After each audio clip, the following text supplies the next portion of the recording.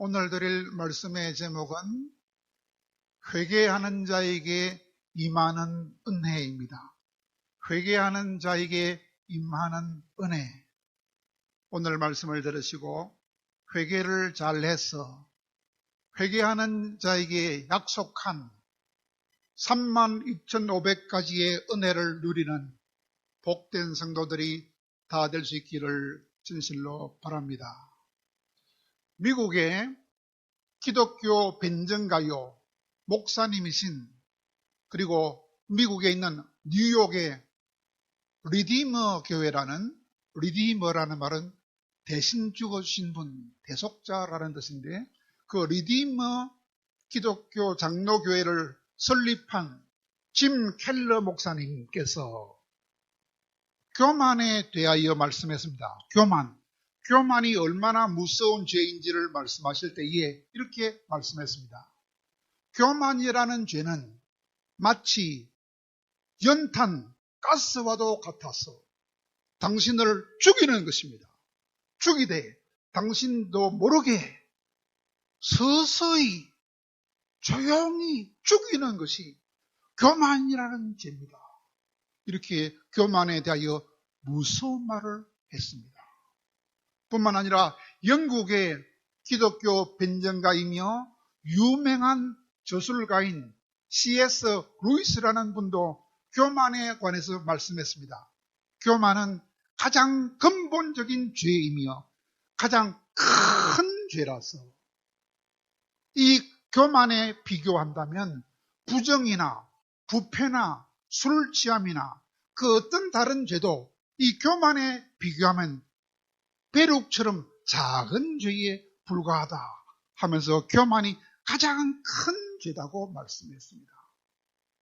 뿐만 아니라 회개를 잘해야 된다 하면서 참된 회개라는 제목의 참회록이라는 책을 써서 유명한 카르타고의 성자 되시는 어거스틴도 교만에 대해서 말했습니다.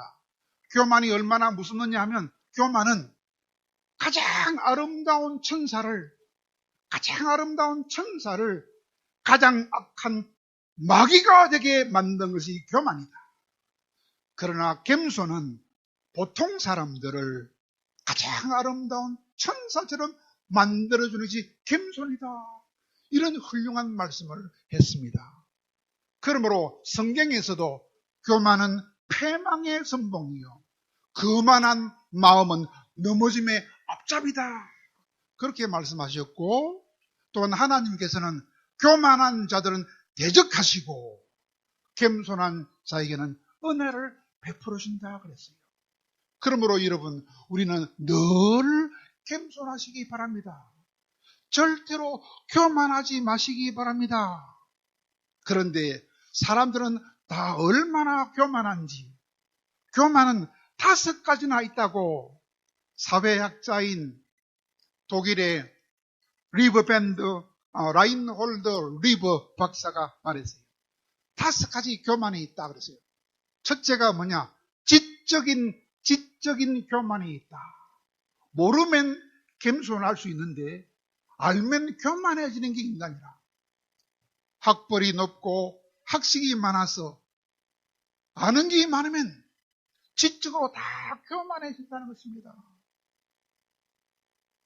뿐만 아니라 신분적인 교만도 있어요. 신분이나 지위가 높고 권세가 좀 있고 재물이 좀 있으면 다 교만이 극에 달한다는 것입니다. 뿐만 아니라 도덕적인 교만도 있습니다. 도덕적인 교만이 뭡니까? 윤리적으로 나는 깨끗하다 라고 생각하는 사람들은 상대적으로 얼마나 교만한지 모릅니다. 그런 사람들은 하나님을 부인합니다. 나는 깨끗하게 산다. 하나님도 필요 없다. 얼마나 교만한지 모릅니다. 또 신앙적인 교만도 있습니다. 교회를 오래 다닌 사람들이라든지 혹은 신앙의 깊은 체험을 한 사람들도 나름대로 얼마나 또 교만한지 모릅니다. 마지막으로는 집단적인 교만이라는 게 있습니다. 어떤 특정한 단체나 특정한 지역에 소속해 있다는 단 한 가지 이유 때문에 나는 어떤 집단에 속한다 라고 생각하면서 나는 잘났다 라고 교만 의식에 사로잡힌 사람도 많이 있습니다. 이렇게 얼마나 사람들이 교만이 많은지 모릅니다. 그러나 이런 교만은 사람을 살리는 것이 아니고 사람을 죽이는 것입니다. 사람을 살리는 것은 겸손입니다. 그러므로 어거스틴은 훌륭한 말을 했습니다. 사람한테 가장 중요한 것은 세 가지로 말해라 그랬더니 사람한테 가장 중요한 것은 첫째가 겸손이요, 둘째도 겸손이요, 셋째도 겸손이다라고 말했습니다.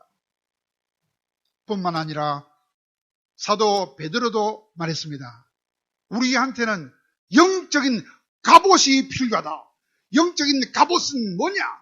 두 가지가 있는데 영적인 갑옷은 첫째가 겸손이요, 둘째는 온유다. 겸손과 온유라는 갑옷을 입어야 영적 전투에 승리할 수 있다. 빛의 갑옷이. 빛의 갑옷이 뭐라고요? 겸손과 온유입니다. 그러므로 사랑하는 여러분, 우리한테도 내한테도 얼마나 교만이 남아있는지를 속히 깨달아야 합니다. 그래서 그 교만이라는 죄를 다 뽑아내버리고 회개해서 성경에 약속하고 있는 32,500가지나 되는 많은 은혜를 다 받아서 누리는 참된 성도가 다 될 수 있기를 진실로 바랍니다. 그러면 오늘 읽은 성경은 뭐냐? 오늘 읽은 성경은 바로 그 교만이라는 죄에 사로잡혔다가 다시 철저하게 회개함으로써 하마터면 잃어버릴 뻔했던 많은 은혜들을 다시 회복했던 이야기입니다. 누가 그랬습니까? 히스기야가 그랬습니다. 히스기야가 누굽니까? 이스라엘의 남유다의 13번째 왕입니다. 그는 참으로 훌륭한 왕입니다. 그러나 그의 아버지는 이름이 누굽니까? 아하스 왕입니다. 아버지는 참 못된 왕이었어요. 아버지 아하스 왕은 하나님이 싫어하는 일만 골라서 했어요.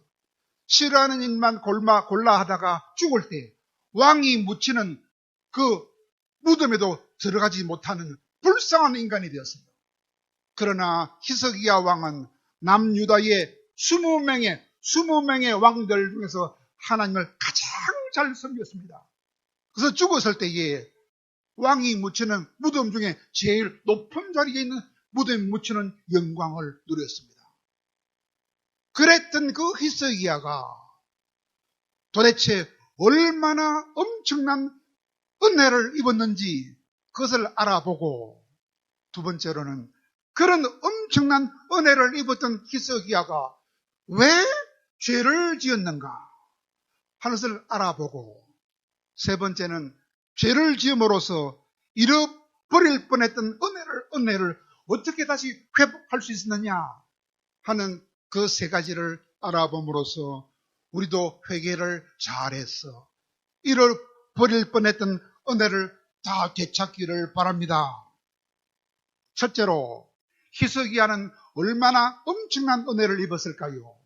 한마디로 말하면 죽을 병이 걸렸을 때에 하늘의 태양이 거꾸로 돌아가는 그런 엄청난 이적을 하나님께서 보여주심으로써 그 이적을 믿음으로 죽을 병에서 즉시 살아나는 엄청난 은혜를 입었습니다. 언제 그랬습니까? 히스기야가 39살 때 죽을 병에 들었어요. 저도 39살 때 죽다 살았어요. 죽을 병이 어디서 들었냐? 몸에 깊은 상처가 났어요. 상처에 살이 썩어가고 있었어요.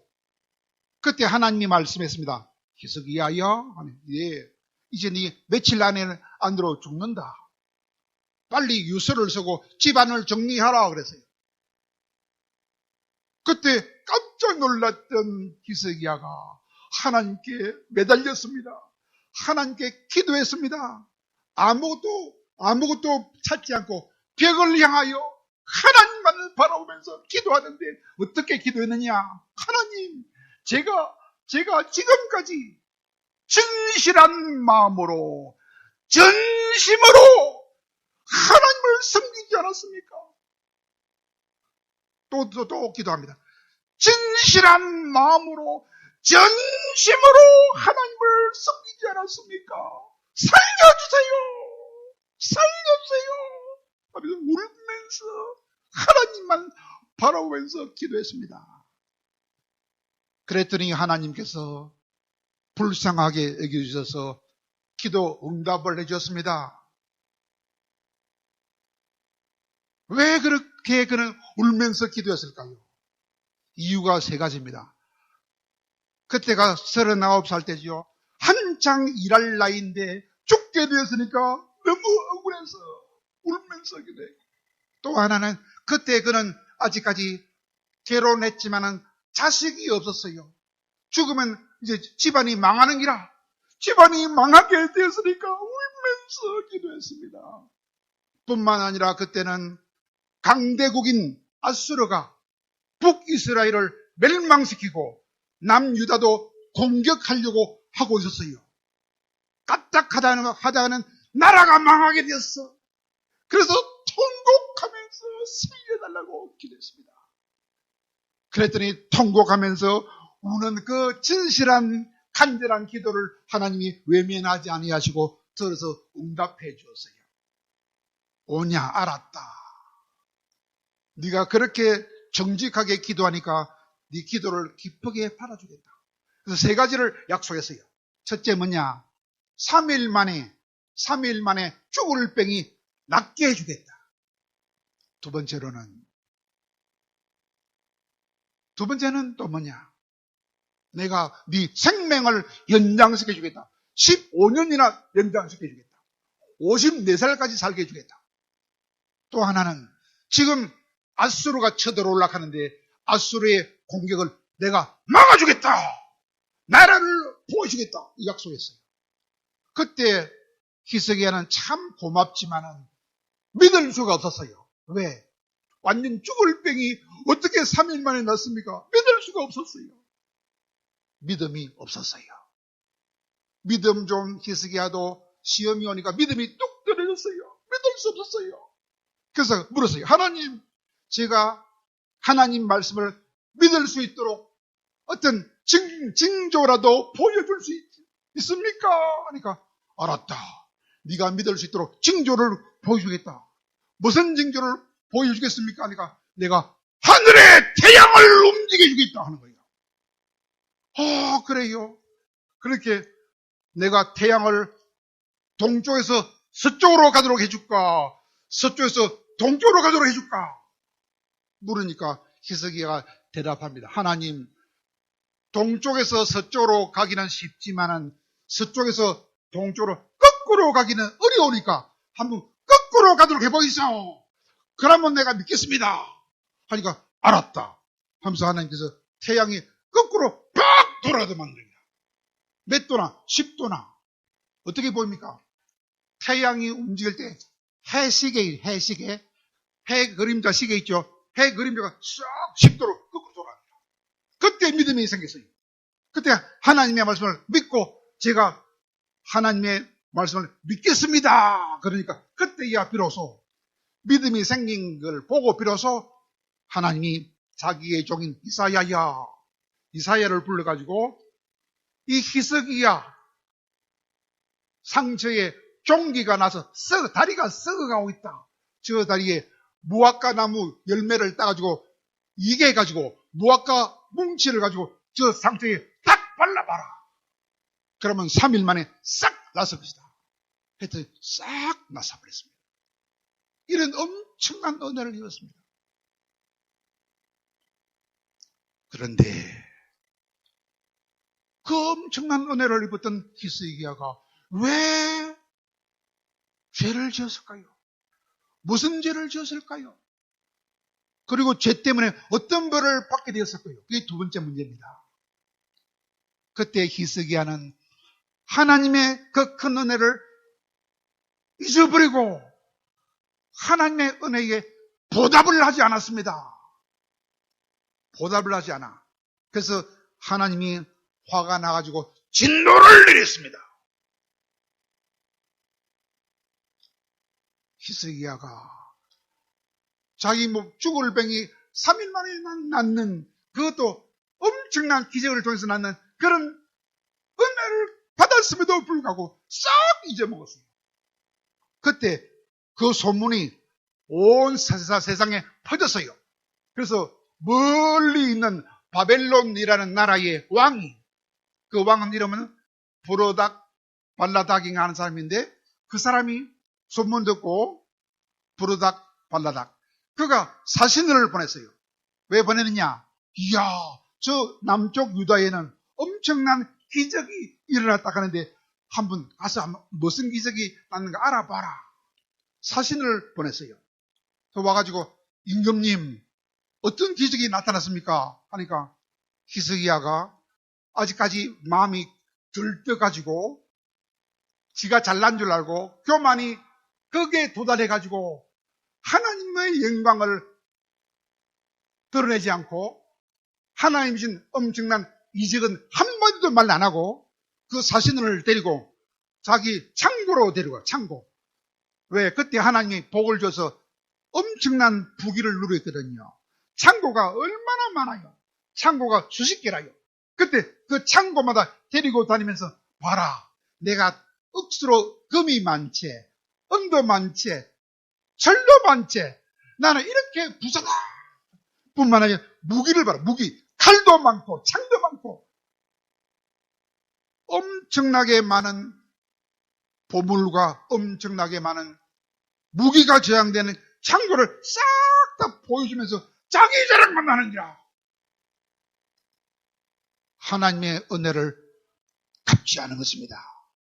그때 하나님이 화가 나서 하나님의 마음이 히스기야를 떠났습니다.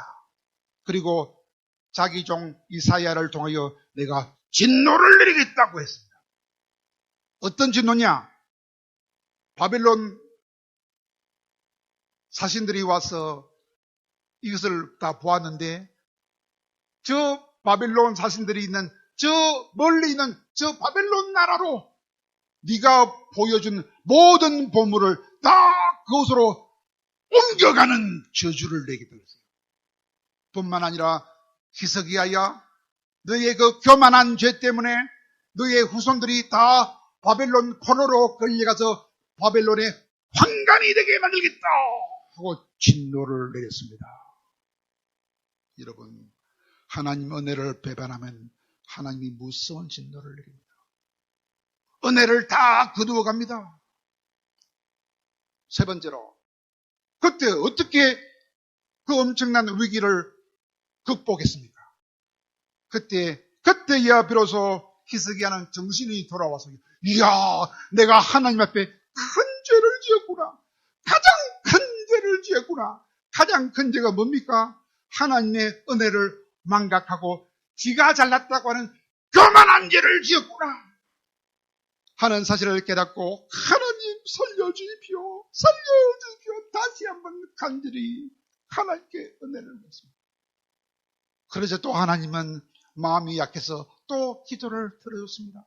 오냐, 네가 진실로 회개하는 모습을 보고 한번 다시 용서해 주겠다. 그러면서 하나님은 그 은혜를, 약속이던 은혜를 지켰습니다.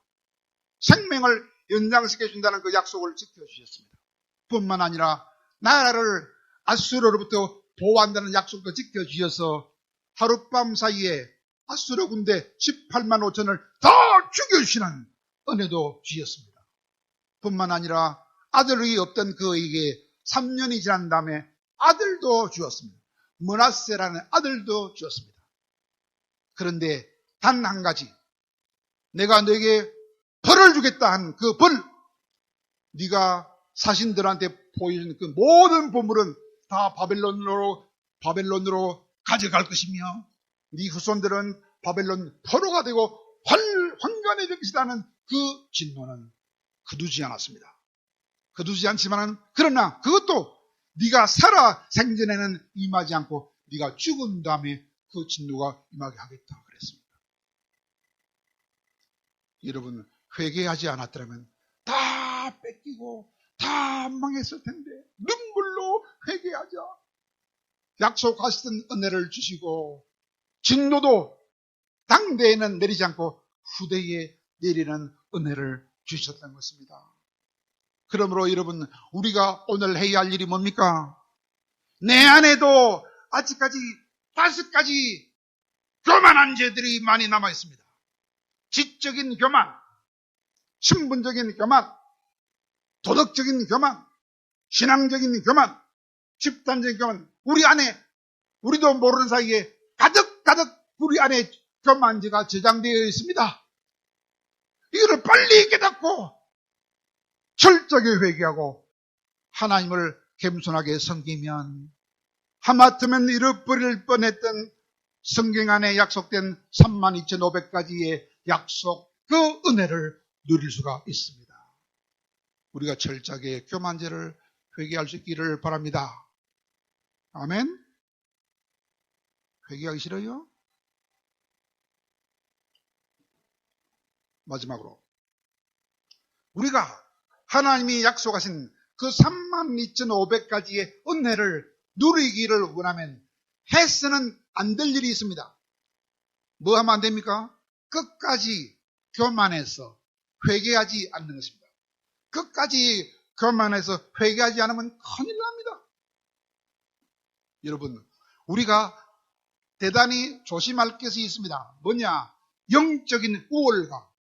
영적인 우월감을 조심해야 돼요. 영적인 우월감이 뭡니까? 나는 니보다 잘 믿는다. 이겁니다. 영적인 우월감, 이거 조심해야 돼요. 왜? 영적인 우월감은 결국 교만으로 우리를 빠지게 만듭니다. 그리고 교만에 빠지면 우리는 다 망합니다. 여러분, 영적인 우월감에 사로잡혀서 교만하다가 망한 사람의 대표자가 누군지 압니까? 바리새인입니다. 바리새인은 무슨 뜻입니까? 거룩한 자라는 뜻입니다. 여러분, 바리새인은 원래는 좋은 뜻입니다. 무슨 뜻입니까? 세상 사람들과 구별되는 거룩한 삶을 살겠다라고 열심히 노력하던 자들이었습니다. 그런데 그 믿음이 변질이 됐어요. 변질이 돼가지고 그 영적인 우월감을 극복하지 못해가지고 결국 그들은 무서운 교만에 빠졌습니다. 그래서 그들은 내용이 없는 신앙생활, 껍데기만 있는 신앙생활을 했어요. 그들은 마음속에 사랑이 없어요. 사랑이 없고 뭐만 있느냐? 시기, 질투, 미움만 가득한 악한 자들이 되고 말았습니다. 그래서 그들은 그 자기들의 교만한 죄를 깨닫지 못했습니다. 교만한 죄를 회개하지 않았습니다. 그러다가 결국에는 예수님을 십자가에 매다는 최고의 무서운 죄를 지음으로써 그들은 하나님의 종이 아니고 마귀의 앞잡이가 되고 말았습니다. 누가? 바리새인들이 말입니다. 그러므로 우리도 그런 바리새인의 죄가 아직 남아 있습니다. 특별히 누가 바리새인의 죄가 많으냐? 세 사람입니다. 첫째는 뭐냐? 장로교 교인들이 바리새인이 많아요. 왜 그럴까요? 장로교 교인들은 성경을 많이 알아요. 그래서 지적으로 교만합니다. 두 번째로는 직분을 받은 지 오래된 사람들입니다. 직분 받은 지 오래된 사람. 그래도 내가 장로인데, 그래도 내가 권사인데 하고 하면서 영적 우월감을 나타낸 사람이 있습니다. 위험합니다. 마지막 하나는 큰 교회 다니는 사람들입니다.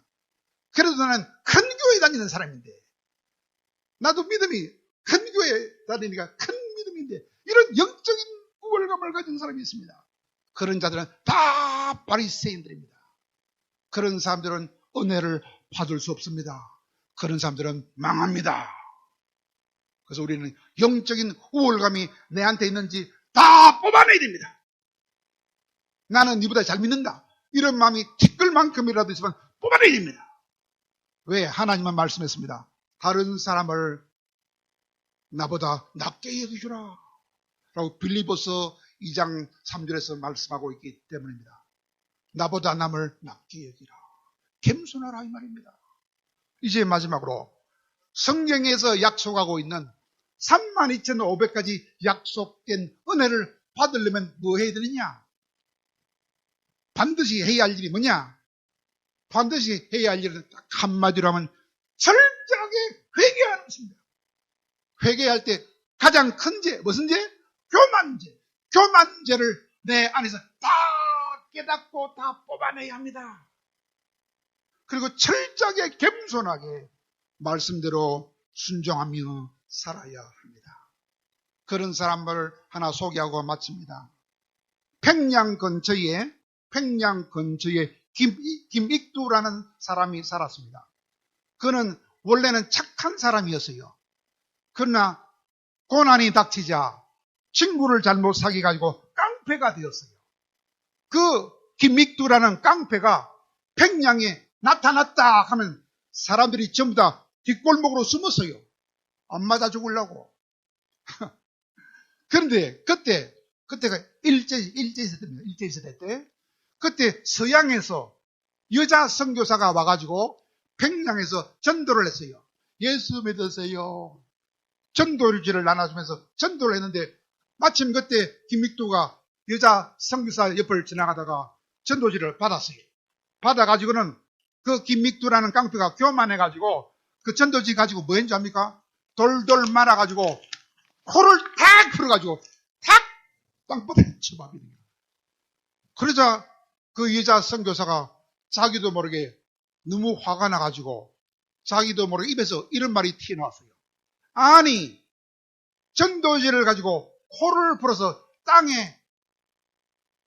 버리다니 당신 코가 썩을 것입니다. 전도지로 코를 풀다니 당신 코가 썩을 것입니다. 이렇게 두 번 말했어요. 그 말을 깡패가 들으니까 기가 차가지고 한 대 팍 갈리고 싶었는데 참고 그냥 저번년 욕만 하고 집에 갔어요. 집에 갔다가 누워 자기 전에 가만히 자리에 누웠더니 전도지에 코 풀다니 코가 썩는다. 전도지에 코를 풀다니 분달리 코가 썩는다. 이 말이 자꾸 뱅뱅뱅뱅 맴돌아가지고 밤새도록 그가 코를 만졌어. 코를 만져. 코가 썩나면서 계속 만졌더니 코가 벌겋게 부었다 했어요. 깡패 손은 힘이 좋은지 코가 부어버리냐. 다음날 찾아가지고 내가 코가 이렇게 부었어 말하니까 그 여자 선교사가 걱정 마세요. 걱정 마세요. 낫습니다 하면서 하얀 가루를 주래요. 하얀 가루가 페니실린 가루다. 그걸 싹 바르니까 싹 나서버립니다. 그때 깡패도 깜짝 놀랐어요.